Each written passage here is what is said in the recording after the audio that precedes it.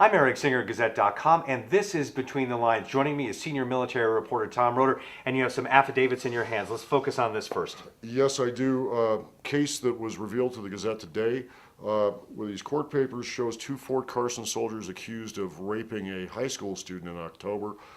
Some pretty awful details in there. They had met the girl at a teenage gathering off Lower Gold Camp Road, and then followed her to her home where the incident took place. A lot more about this is going to come out in court, but Noel Acevedo and John Chance each face a maximum of 24 years in prison if these charges are proven in court. And this information is released at the same time the Sergeant Major of the Army is here, and you just met with him. Yeah, oddly enough, a couple hours before I got to these papers, I was talking to Sergeant Major of the Army Dan Daly, who many in town probably know. Dan was the Sergeant Major of Fort Carson.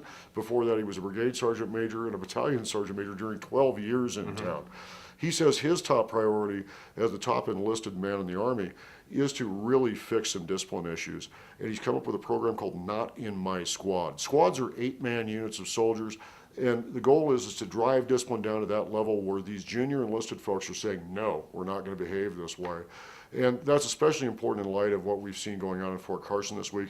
Accusations that soldiers have stolen more than $500,000 of sensitive military equipment out there.